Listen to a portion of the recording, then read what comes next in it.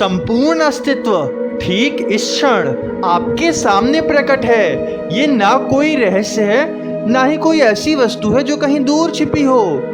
यह वो सत्य है जो हर अनुभव में, हर विचार में, हर सांस में विद्यमान है। चाहे वो बाहरी जगत की पंच इंद्रियों से प्राप्त दृश्य, स्पर्श, ध्वनि, गंध या स्वाद हो, चाहे वो शरीर की संवेदनाएं हों या मन के विचार हों, भावनाएं, स्मृतियां और इच्छाएं हों, ये सभी अस्तित्व के प्रकट स्वरूप हैं। इसे ही हम अनुभव कहते हैं। और इस प्रकट अस्तित्व का आधार वो अप्रकट चैतन्य है जिसे हम अनुभवकर्ता या दृष्टा कहते हैं, जो इन सभी अनुभवों का साक्षी है। यह चैतन्य वह पर्दा है जिस पर समस्त अनुभवों के चित्र समय के साथ उभरते और मिटते हैं। अनुभव और अनुभवकर्ता ये दोनों कभी अलग नहीं होते हैं। जहाँ अनुभव है वहीं अनुभव करता है, और जहाँ अनुभव करता है वहीं अनुभव है। यह अद्वैत वेदांत का मूल सत्य है, जिसे भगवान आदि शंकराचार्य ने विवेक चूड़ामणि में और रमण महर्षि ने उपदेश सारम में बताया है। आइए इस रहस्य को सरल उदाहरण से समझते हैं। जब आप एक वृक्ष को देखते हैं तो वृक्ष अनुभव यानी दृश्य है, और आप जो उसे देख रहे हैं अनुभवकर्ता यानी दृष्टा है। बिना अनुभवकर्ता के वृक्ष का अनुभव असंभव है, और बिना वृक्ष रूपी अनुभव के अनुभवकर्ता का बोध असंभव है। यह उसी तरह है जैसे आपने कहावत सुनी होगी, जंगल में मोर नाचा पर किसने देखा। बिना साक्षी के अनुभव का कोई अस्तित्व नहीं है। यह विचार आदि शंकराचार्य ने दृग्दृश्य विवेक में स्पष्ट रूप से व्यक्त किया है, जहां वो कहते हैं कि दृश्य यानी अनुभव का अस्तित्व पूरी तरह से दृष्टा यानी अनुभवकर्ता पर निर्भर होता है। चलिए एक वैचारिक प्रयोग करते हैं। कल्पना कीजिए आप एक कमरे में बैठे हैं, वहां मेज पर एक पेन रखा है। आप और दो अन्य लोग उस पेन को देख रहे हैं। यह पेन एक अनुभव है, और अनुभवकर्ता आप तीनों के मनो शरीर यंत्र के माध्यम से उस पेन रूपी अनुभव का साक्षी है। यहाँ से हमने देखा कि अनुभव और अनुभवकर्ता एक साथ हैं। पर अब यदि उस कमरे से आप बाहर चले जाएं, तो क्या पेन का अनुभव और अनुभवकर्ता अब भी एक साथ हैं? हाँ, क्योंकि शेष दो लोग अभी भी पेन को देख रहे हैं। उनके मनो शरीर यंत्र के माध्यम से अभी भी अनुभवकर्ता अनुभव के साथ है। लेकिन वे दोनों लोग भी अगर कमरे से उठकर चले जाएं और कमरा 3 दिन तक बंद कर दिया जाए, तो क्या आप यह दावा कर सकते हैं कि पेन रूपी अनुभव बिना अनुभवकर्ता के आपकी अनुपस्थिति के 3 दिन अस्तित्व में वैसे का वैसे बना रहा? बिना किसी साक्षी के क्या आप सिद्ध कर सकते हैं कि वो पेन 3 दिन तक वैसे का वैसे वहीं पड़ा रहा? शायद वो चोरी हो गया हो सकता है कि वहाँ आग लग गई हो, या कुछ और हो गया हो आपकी अनुपस्थिति में। आपके पास प्रमाण ही क्या है? कोर्ट और विज्ञान दोनों ही जगह प्रमाण मांगा जाता है। अनुभवकर्ता ही अनुभव का एकमात्र प्रमाण है। यह ठीक वैसे ही है जैसे सपने में देखा गया विश्व सपने में सत्य प्रतीत होता है, परंतु जागने पर उसका अस्तित्व पूरी तरह से मिट जाता है। क्या आप निश्चित रूप से कह सकते हैं कि बंद कमरे में पेन का अस्तित्व आपकी अनुपस्थिति के 3 दिन वहां यथारूप बना रहा? कई लोग तर्क दे सकते हैं कि भौतिक वस्तुएं तो हैं ही, चाहे उन्हें कोई देखे या ना देखे। पर यह एक सामान्य मान्यता है, परंतु अद्वैत वेदांत में इसे केवल एक कल्पना कहा जाता है। जैसे वैज्ञानिक इस विशाल ब्रह्मांड को देखकर मान लेते हैं कि एलियंस का अस्तित्व जरूर होना चाहिए, क्योंकि हम इस विशाल काय ब्रह्मांड में अकेले नहीं हो सकते। परंतु क्या यह मान्यता एलियंस के अस्तित्व को सिद्ध करती है? बिल्कुल नहीं।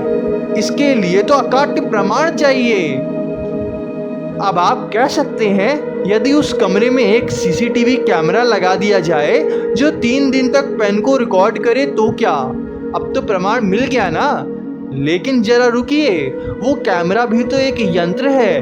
एक अनुभव मात्र है, वो केवल प्रकाश और सिग्नल्स को रिकॉर्ड करता है। जब तक कोई व्यक्ति उस रिकॉर्डिंग की वीडियो को नहीं देखता, वो कैमरा भी पेन के अस्तित्व को सिद्ध नहीं कर सकता।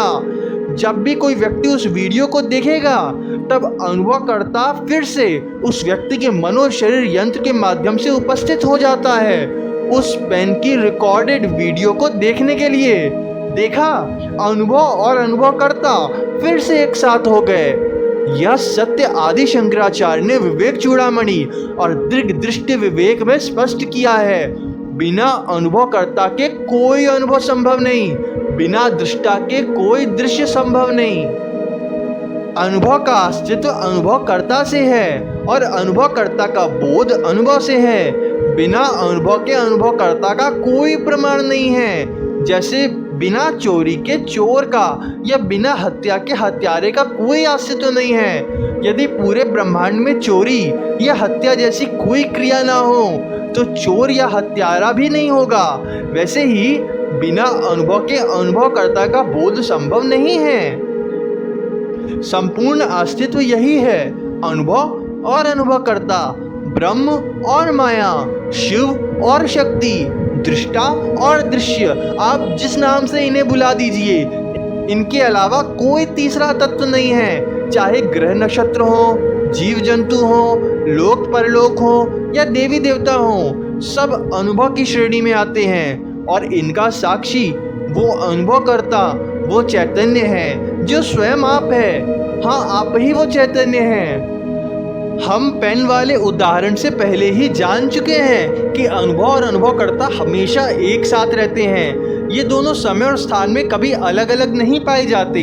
इसे आप स्वयं सत्यापित कर सकते हैं। ऐसा कभी नहीं हुआ कि अनुभवकर्ता पहले से हो और अनुभव धीरे धीरे आ रहा हो, अथवा अनुभव पहले से मौजूद हो और अनुभवकर्ता धीरे धीरे आ रहा हो। ये दोनों हमेशा एक साथ हैं। इनके बीच में कोई सीमा रेखा नहीं है। यदि आप कहें कि कोई सीमा है, तो बताइए वो सीमा रेखा कहाँ है? यह दरअसल चित्त की आदत है कि वो एक ही अस्तित्व को दो भागों में बांट देता है। जो प्रकट है उसको अनुभव और जो अप्रकट है उसको अनुभवकर्ता की श्रेणी में डाल देता है, ताकि अस्तित्व को आसानी से समझा जा सके। जैसे एक ही सिक्के के दो पहलू, हेड और टेल, पर सिक्का तो एक ही है, वैसे ही अस्तित्व तो एक ही है, लेकिन हमारा चित्त उसके दो भाग कर देता है, एक दृष्टा और दूसरा दृश्य, एक देखने वाला और दूसरा जो दिख रहा है, एक श्रोता और दूसरा जो सुनाई दे रहा है। आदि शंकराचार्य ने आत्मबोध में कहा था, यथा मृत्तिका घटेन सनादति तथैव विश्वम ब्रह्मणा। जैसे आप घड़े को देखकर मिट्टी को जानते हैं, वैसे ही विश्व, ये सारी सृष्टि को देखकर आप ब्रह्म को जान सकते हैं। विश्व रूपी अनुभव का हर दृश्य, हर ध्वनि, हर विचार, हर भावना, ये सब ब्रह्म का ही प्रतिबिंब है। और वो ब्रह्म, वह चैतन्य जो इन सब का साक्षी है, वही अनुभव करता है, वही आपका वास्तविक स्वरूप है। तो अगली बार जब आप किसी वस्तु को देखें, किसी विचार या भावना को अनुभव करें, तो जरा रुकिए और पूछिए, यह अनुभव किसे हो रहा है? वो साक्षी, वह चैतन्य, वह ब्रह्म आप ही हैं, आप ही अनुभव करता है। अनुभव और अनुभवकर्ता के बीच में कोई सीमा रेखा नहीं है, लेकिन हम लोग काल्पनिक सीमा रेखा को अपने शरीर पर मान लेते हैं। यदि आप कहें कि जो वस्तु आपके शरीर के बाहर है वो बाहर की है और जो अंदर है वो अंदर की है, तो आप यहाँ शरीर पर काल्पनिक सीमा रेखा को रख रहे हैं। पर शरीर और उसको होने वाली संवेदना भी तो एक आता जाता अनुभव ही है और पूरी तरह से परिवर्तनशील है। फिर ये जानकर आप मन पर इस काल्पनिक सीमा रेखा को रख देंगे और कहेंगे कि यह मैं हूँ। पर ध्यान दीजिए, जैसे शरीर और बाहर के अनुभव बाहरी जगत है, वैसे ही इच्छाएं, विचार, भावनाएं, स्मृतियाँ, ये भी अनुभव ही हैं और इनमें से आप कुछ भी नहीं हैं, बल्कि ये आपको होने वाले आते जाते अनुभव हैं, जैसे बाहर की जगत की कोई वस्तु। अंततः आप अनुभवकर्ता पर इस काल्पनिक सीमा रेखा को रख देते हैं, पर यह सीमा रेखा भी काल्पनिक है। अनुभव और अनुभवकर्ता में कोई सीमा रेखा नहीं है। इनमें कोई ना समय का अंतर है और ना ही स्थान का। जहाँ अनुभव करता है ठीक वहीं अनुभव है, और जहाँ अनुभव है वहीं अनुभव करता है। यह दोनों किसी एक स्थान में सीमित नहीं है, ये दोनों के दोनों सर्वत्र व्याप्त हैं। जैसे पानी में पानी मिलाने पर दोनों एक हो जाते हैं और अब उन्हें अलग अलग करना असंभव हो जाता है, वैसे ही अनुभव और अनुभवकर्ता एक रूप हैं, उन्हें अलग अलग करना असंभव है। यहाँ अद्वैत का सत्य प्रकट होता है। अनुभव और अनुभवकर्ता के बीच का एकत्व दिखाई देता है। अनुभव परिवर्तनशील है, इसलिए माया है। अनुभवकर्ता नित्य और शाश्वत है, इसीलिए सत्य है। परंतु दोनों एक ही अस्तित्व के दो अलग अलग चेहरे हैं। जैसे मिट्टी से बना घड़ा बदलकर मूर्ति बन सकता है, पर मिट्टी तो वही रहती है। या जैसे सोने के दो हार डिजाइन में भिन्न हो सकते हैं, पर उनका तत्व सोना तो एक ही है। यहाँ अनुभवकर्ता तत्व है, इसलिए अपरिवर्तनशील है। अनुभव नाम रूप है, इसलिए बदल सकता है। एक ही अस्तित्व अनुभवकर्ता के रूप में अपना ही अनुभव कर रहा है, और वही अनुभव के रूप में स्वयं के समक्ष प्रकट है। अद्वैत में यह भेद मिट जाता है। अनुभव और अनुभवकर्ता का यहाँ आपस में विलय हो जाता है। यह विलय ही योग है। इसे ही शिव और शक्ति का मिलन कहते हैं। जब चित्त इस भेद को भूल जाता है, तब जो शेष रहता है वह है होना मात्र। जो है वो, यही अनुभव क्रिया की अवस्था है। इसे ही शास्त्रों में सहज समाधि कहते हैं। ये कोई वस्तु नहीं जिसे देखा या पकड़ा जा सके। यह अभी है और ठीक आपके सामने है। परंतु प्रश्न उठता है कि यदि यह अवस्था सदा विद्यमान है तो साधना की आवश्यकता क्यों है। आदि शंकराचार्य ने विवेक चूड़ामणि में स्पष्ट किया है कि अविद्या यानी अज्ञान के कारण यह सत्य आवृत है, ढक गया है। श्रवण, मनन और निधिध्यासन के माध्यम से इस अज्ञान का नाश होता है और आत्मा का स्वरूप स्वतः प्रकट हो जाता है। चित्त की शुद्धि और ध्यान की एकाग्रता के साथ जब ध्यान को कर्ता और कर्म से हटाकर क्रिया में लगाया जाए तो इस सहज समाधि की जीवन मुक्त अवस्था में प्रवेश होता है। दरअसल ये अवस्था तो अभी भी है, क्योंकि अभी भी आप अनुभव कर रहे हैं, अभी भी आप अनुभव क्रिया की अवस्था में हैं, पर आपका ध्यान अनुभव करता या तरह तरह के आते जाते अनुभवों में है। इन्हीं से ध्यान को हटाकर अनुभव क्रिया की अवस्था में लाना है। क्या आपने कभी छोटे बच्चों को खेलते हुए देखा है? वे क्रिकेट, फुटबॉल या कोई मोबाइल गेम को खेलते समय उसमें इतना डूब जाते हैं कि उन्हें समय का भान तक नहीं रहता। कभी सोचा है क्यों? क्योंकि उस क्षण उनका चित्त खेल की क्रिया में पूरी तरह से लीन हो जाता है। वे भूल जाते हैं कि मैं खेल रहा हूँ और यह एक खेल है। उनका ध्यान कर्ता यानी मैं और कर्म यानी खेल से हटकर क्रिया में चला जाता है, जिससे कर्तापन यानी कर्तत्व का भाव अस्थायी रूप से लुप्त हो जाता है। यह एक प्रकार की एकाग्रता है जहाँ द्वैत का भान कम हो जाता है, जिससे उन्हें डोपामाइन के उत्साह के साथ बहुत हल्के स्वरूप में ब्रह्मानंद की अनुभूति होती है। इसीलिए उन्हें समय का भी भान नहीं रहता और खेलने में इतना आनंद आता है। परंतु यह उपमा सहज समाधि का पूर्ण चित्रण नहीं कर सकती, क्योंकि बच्चों का यह अवशोषण एक मानसिक अवस्था है जिसका अनुभव मन को होता है, जबकि सहज समाधि मन और बुद्धि दोनों से ही परे की अवस्था है। बच्चों का ये खेल द्वैत का भान कम करता है, लेकिन फिर भी उनका ध्यान खेल के नियमों और अनुभवों में बंधा है, क्योंकि बीच में अगर कोई आउट हो जाए तो इसका उन्हें भान रहता है। जबकि सहज समाधि में ना ही अनुभव है और ना ही अनुभव करता।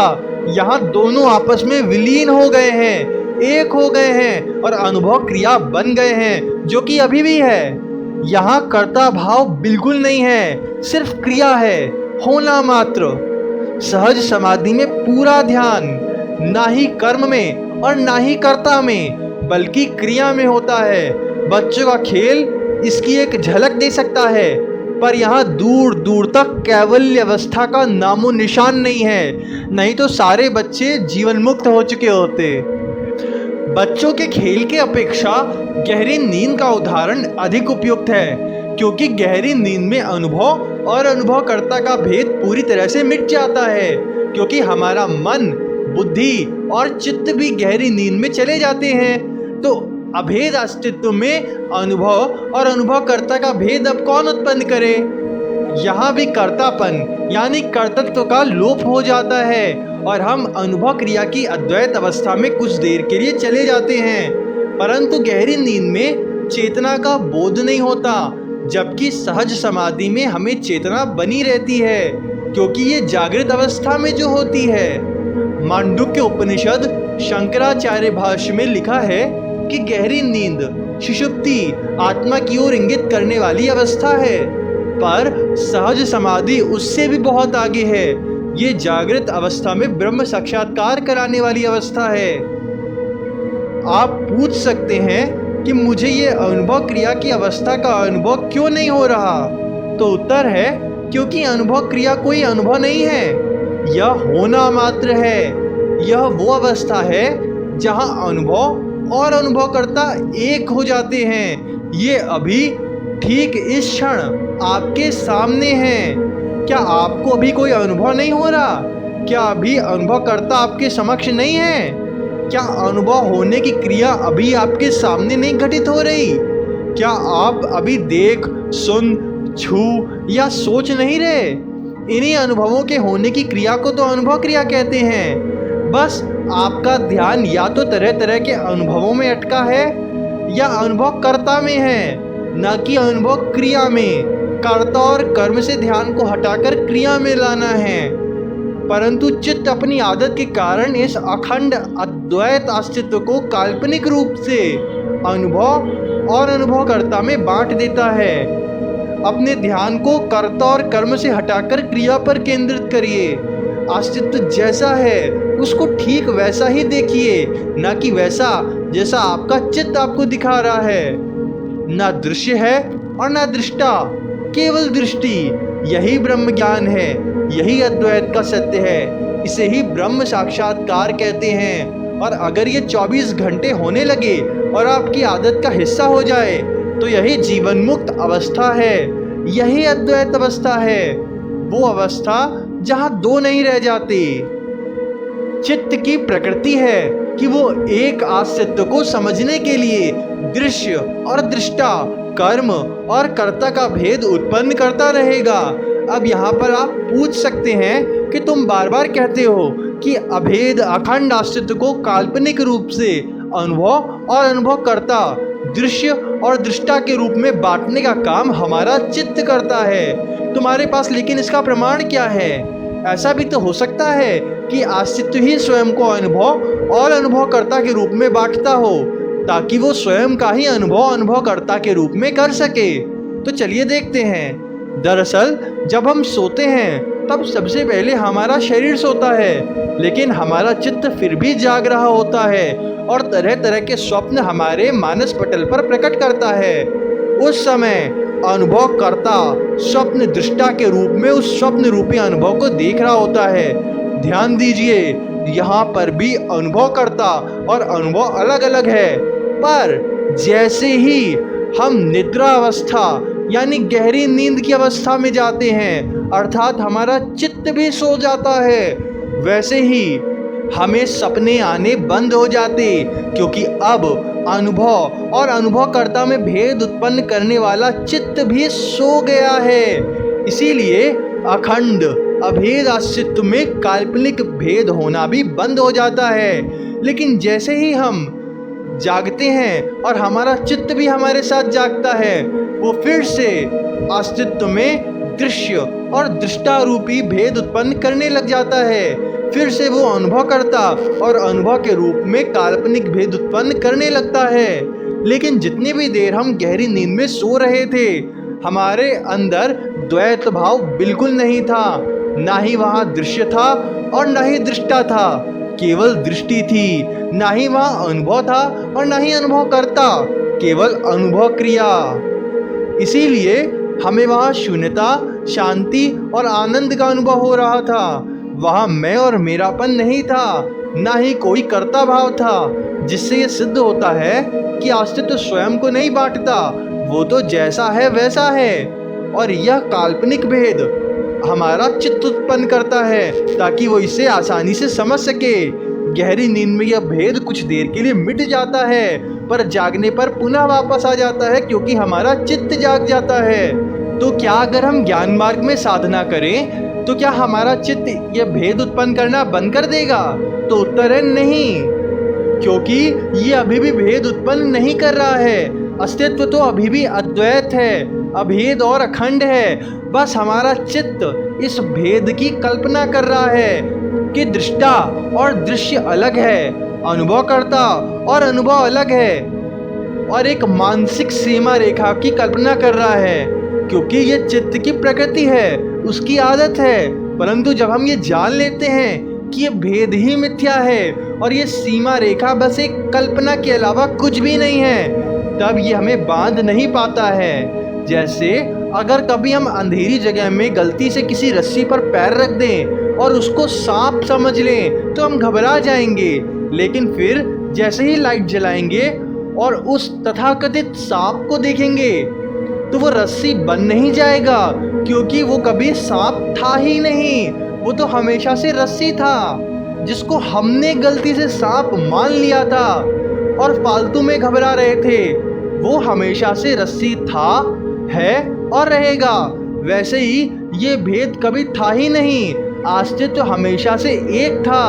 अनुभव और अनुभवकर्ता ये दो थे ही नहीं, बल्कि इनको दो भागों में बांटकर देखना सिर्फ हमारे चित्त की एक कल्पना थी, जो ज्ञान होते ही अपने आप चली जाएगी, जैसे लाइट जलाते ही सांप का भ्रम। लेकिन इस अद्वैत अवस्था का बोध प्राप्त करने के लिए और जीवन मुक्त अवस्था तक पहुंचने के लिए ज्ञान मार्ग की साधना आवश्यक है।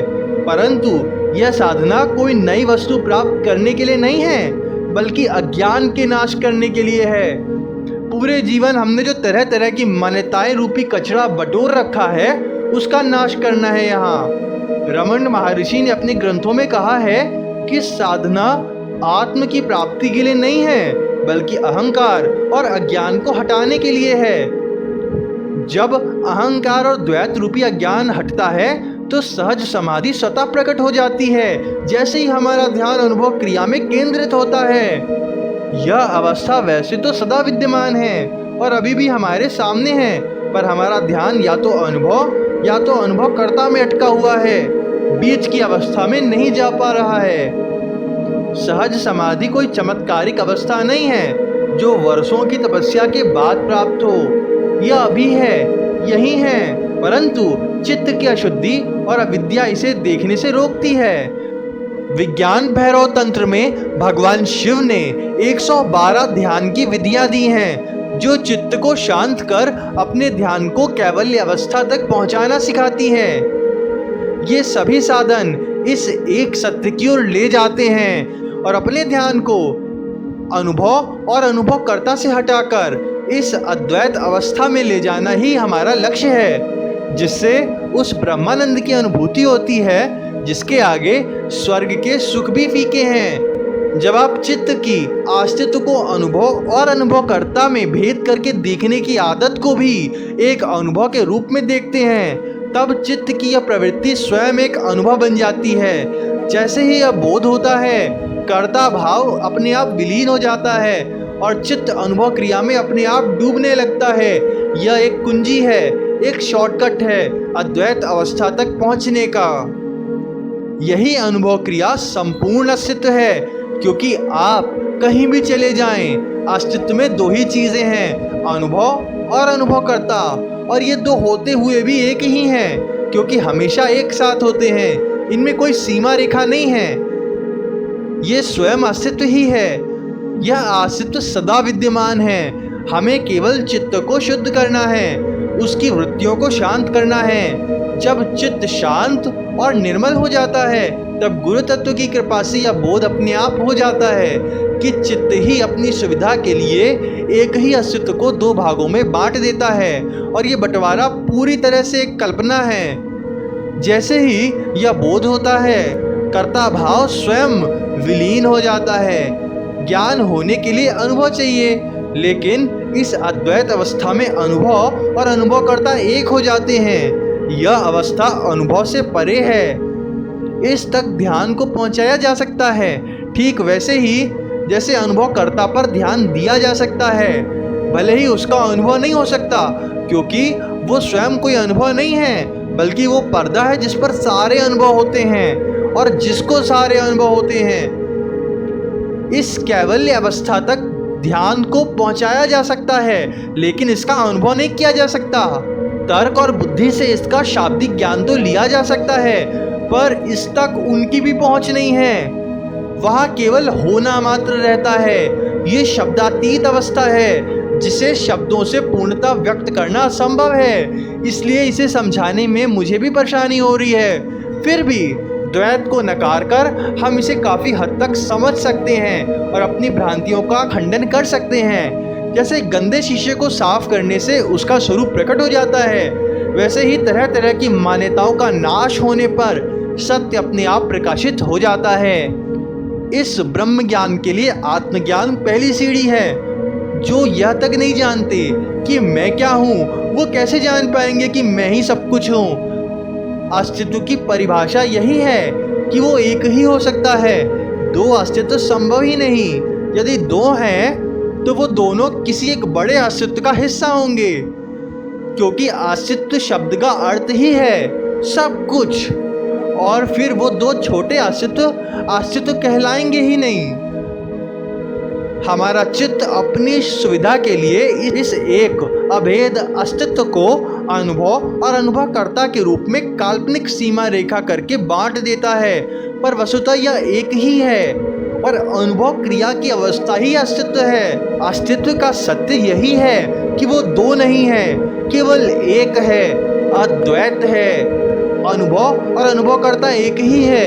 अनुभव क्रिया वो अवस्था है जहाँ ये बोध हमें होता है। यह कोई नई उपलब्धि नहीं है, बल्कि ये आपकी स्वाभाविक अवस्था है। ज्ञान मार्ग की साधना जैसे श्रवण, मनन और निधिध्यासन केवल चित्त की शुद्धि और योग मार्ग की साधना जैसे ध्यान, धारणा इत्यादि ध्यान की एकाग्रता के लिए है। जब चित्त शुद्ध और ध्यान प्रखर होता है और गुरु कृपा होती है, तब ये सत्य आपके सामने अपने आप प्रकट हो जाता है। यही ब्रह्म ज्ञान है, यही जीवन मुक्त अवस्था है, यही ज्ञान का अंत है। इसके आगे कुछ जानना शेष नहीं रहता। अनुभव तो अनंत है, माया अनंत है, उसकी संभावनाएं भी अनंत हैं। आप जीवन भर माया को जानने में व्यस्त रह सकते हैं। कितने ही ऐसे लोग हैं जिन्होंने अपना पूरा का पूरा जीवन रसायन विज्ञान को जानने में लगा दिया। कितनों ने अपना पूरा का पूरा जीवन भौतिक विज्ञान को जानने में लगा दिया। कितनों ने अपना पूरा का पूरा जीवन जीव विज्ञान को जानने में लगा दिया। कितनों ने अपना पूरा का पूरा जीवन गणित को जानने में लगा दिया, पर अपने अपने विषय में 1% ज्ञान भी अर्जित नहीं कर पाए, क्योंकि माया तो अज्ञेय है, क्योंकि वो अनंत है। और शिव यानी अनुभवकर्ता वो तो पहले से ही अज्ञेय है। अतः सभी मान्यताओं का खंडन होता है और हमारी सीमित बुद्धि व तर्क ब्रह्म और माया के समक्ष समर्पण कर देते हैं। यही अद्वैत अवस्था है। यहाँ बस इतना ही निष्कर्ष निकलता है कि दो नहीं हैं, इसीलिए इसे अद्वैत कहते हैं। धन्यवाद।